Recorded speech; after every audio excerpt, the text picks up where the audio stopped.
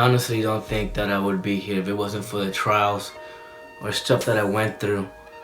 So I'm really thankful of God that He passed me through what I went through. I grew up in Puerto Rico. I was born in Puerto Rico. I was there for about 7 years, till 7 years. And I had everything I wanted. As a kid, I depended on my parents. They had good money. They didn't need anything. It was to the point where we would go to a hotel every weekend just because, not to celebrate anything specific, but because we could. And, just really the definition of what enjoy life is. My parents always had a relationship with God. So I grew up in a home that had God, who knew Jesus was, and was just really with Christian backgrounds. And so I'm thankful too that, like I was saying, I had a life that I didn't really need anything. One day that all changed. God had a plan and purpose for my dad, and He just set him out to leave everything he had, all the money, all the good times that we were having in Puerto Rico, and to move to Florida. They didn't know any English, they didn't know anybody down there, but it was a dream that God had for him. And it was tough. What kind of man doesn't want to take care of his own family? And I went from seeing my dad every week, every day, to seeing my dad like twice a week, because my dad at first became doubtful, you could say. And so he would go and travel. Every Friday he would come, and every Monday he would leave early in the morning. And we did that for a couple of months. But he just wanted to make sure, we wanted to move where we lived from, but not the way that we lived. So he wanted to still have the money, be able to work the jobs. And so I became not depressed, but the thing coming in second place after depression, because I went from seeing my best friend, because what you guys don't know prior to this is that my mom and dad couldn't have kids. For 4 years they tried having kids and they couldn't. Everybody around them did have kids, but for 4 years my dad could not have kids, and they saw all the families having kids, and everybody had girls, and so they were all wishing for that one boy. And after 4 years, the way that God promised, He said, you will have a son, and I was born. And later on that same year, I think on August the next year, actually, Fabiola was born, my sister.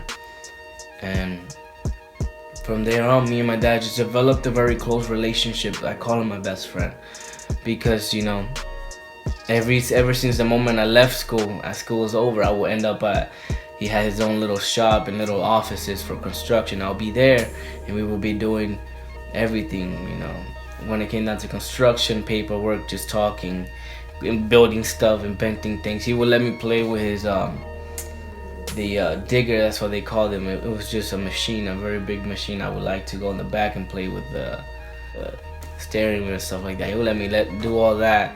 So we went from a very close relationship to barely seeing him ever. And so it took a big toll on me. At this point, when I was all alone and he would leave, I remember sitting down on a slide. I was in recess. I was a young boy, and just wondering, looking up at God and asking Him why He would do this to me, why He would take my dad away from me and ask us to move to this stupid Florida in that point, to just waste time, because I had a nice house, I had everything, but I didn't have my dad. And so I just didn't understand the point for God to do this, and I was angry at Him. And every single time they had services at church and they would open the altar for me to walk up, I would always walk up for one thing, and that'd be my dad, to come home. Eventually, my dad came home and stayed for good. Why?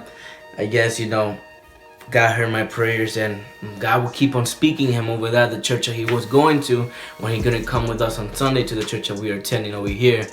And God would say the same things to him. He would say, I asked you to go to Florida. I asked you to go to Florida. And he was always doubtful. He's saying, okay, I am in Florida, but God wanted him to fully. And it got to the point where one time he went and he was here in Florida this time. He was praying at his closet. He had a big closet, so he locked the door. He was praying there, and he asked God, let me know for once and for all today And it was a Sunday and Saturday event that they had. So that same Saturday night he went to church, and he tells him, God tells him, God through a prophet, I want you here today. I want you to stay here, basically forever, not to go back. And my dad still was iffy. Sometimes we're hard-headed, but always still believing, still here. And the next day, the Sunday, I believe, it was interesting because God talks to him again. And my dad went home that day and went back to the closet and asked him to be more specific to see if it was him.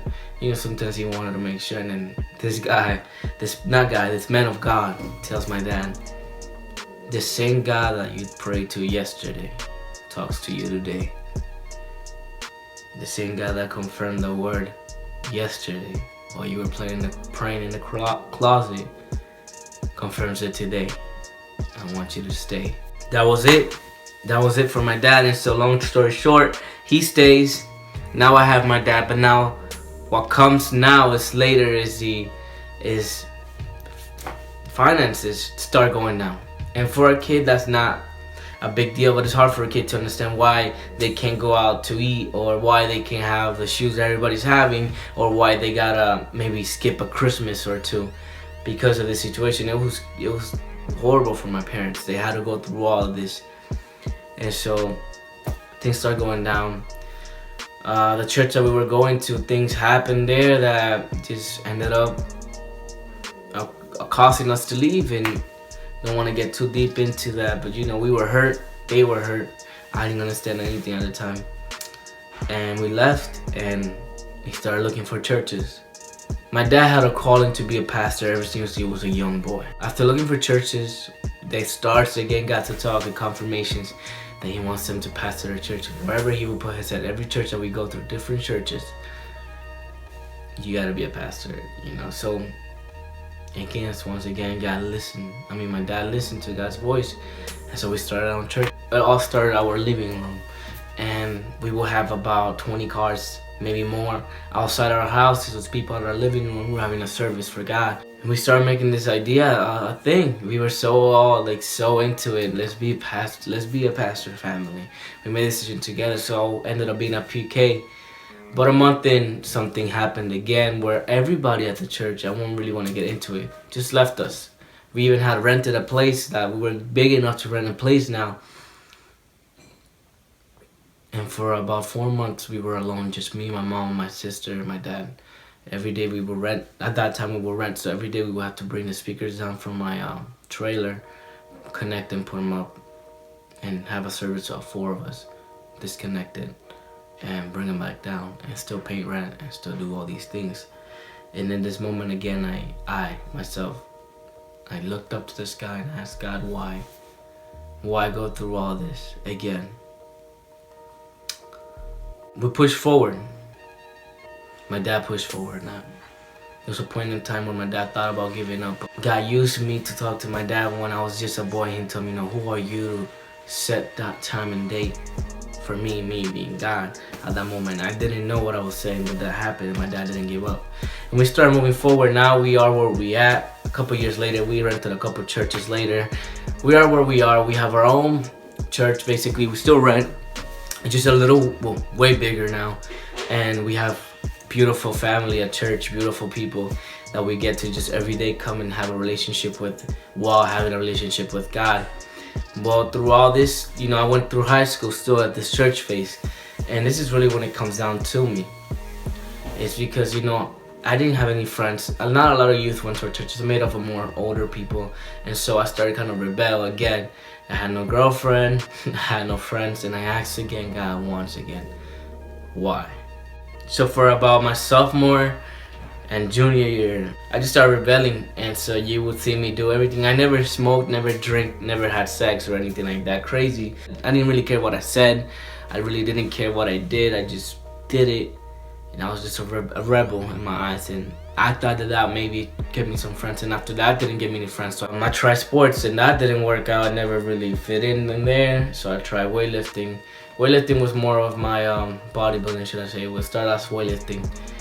More of my, just one person, kind of my way to just let go of things because I didn't want to talk to God, because I didn't want to source to God. I sourced to weightlifting, and that was not really. I made some friends from there, but then it was at the beginning of junior year that I just really gave up. It took me 1 year. I'm done trying to be somebody. Done girls trying to hurt me. I'm done trying to do things.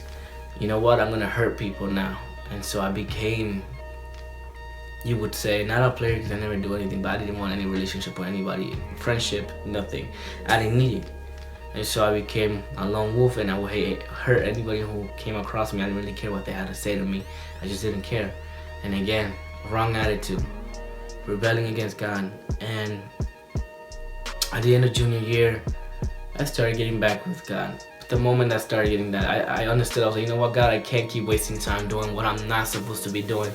At this time, I asked God, you know, what it is that He wants me to do, and start getting deeper and seeking. Because a lot of us want answers, but we don't ever seek for them. And it took me like towards the end of junior year, me just every day, not getting distracted, just focusing in God. And you know, I started to find friends that, hey, felt the same way I felt about God. And so that's amazing. I have friends now. Around senior years, when I was at my highest, I would say, with God, I was so happy. Is when the devil started hitting me the most, you know, with all these girls and all these things. Girls that would never even talk to me before would actually give me attention, do all these things. And I wasn't stupid, you know, so I didn't take it further than I ever had to be. But senior year I was hit hard, but I kept my faith in God. You know, and I tried, you know what? Let's try a couple girls or whatnot. I was not try, I don't want to say try, but I tried to talk to girls, you know. I really needed that. I wanted a girlfriend. I wanted to have that kind of love, feel that I had every other kind of love, my parents and family, but I was just missing that type of love. And so I tried a couple, like 2 or 3 girls. They all did the same thing to me. But you know, it got to the point where I just got tired. And you know, I don't need a girl either. I don't need a girl either, so I didn't want a girl. And this is when my beautiful girlfriend came in, because at the moment I had just graduated and I was just with my friends and making memories. New friends that I had, my best friend Lewis, William out there, they came to my life. Andy, if you're watching this too, you know, they all came to my life at that moment. And some people that I didn't have before, like that I had before, but they just disappeared. Like Danny, I knew Danny from forever because you'll see him on my vlogs, but him too, he came back. So I was like, no, I have friends now, good. And so I was like, why do I need a girlfriend? I got God, and I have my friends, and I have my family, and I have my church. At that moment, I was starting to be put as a youth pastor. So God gave me my calling, and I accepted it, and I was being a youth pastor. I'm currently a youth pastor. But let's go for it. So I was in love with this idea. I just didn't need girls. They were just friends. And so this girl came into church one day, and she was beautiful. I won't get into it because then we're gonna be here crazy. I'll probably talk about this some other time. But anyways, Kiki came into my life and God gave me that. And then now I sit here and I ask myself, who am I? Why would you guys want to watch me? You guys know my story now. Why? Why high vision? See, throughout everything that I've done in my life and everything I went through, either me or my dad, have always kept a high vision. Vision placed high upon God.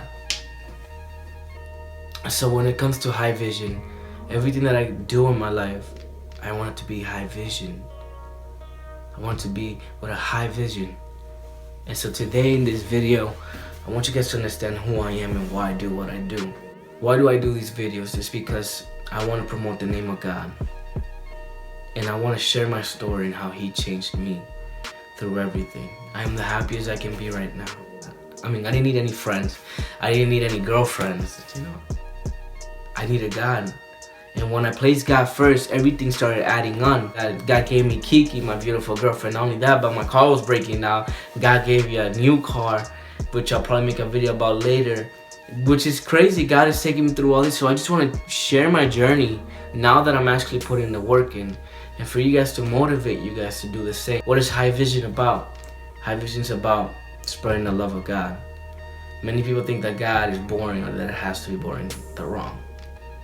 God is the funniest thing you can do, and I'm gonna prove it through this video. What's my vision for high vision? Everything. I want to make high vision a name that resembles, or a brand that resembles God. I'm gonna plan to do shirts. I'm gonna plan to do I want to open up my gym sometime ever. There's so many ideas that I have for High Vision, but it all revolves about the concept that I will do everything for the Lord. And everything that I do, I love that Bible verse. I'm gonna do everything for the Lord. And so everything I'm gonna do, I'm gonna keep a high vision. Processes in life have made me who I am. I want you guys to understand that my God and my love for Him beat every obstacle in my way, allowed me to be who I am. I am Fabian Leroy Ayala.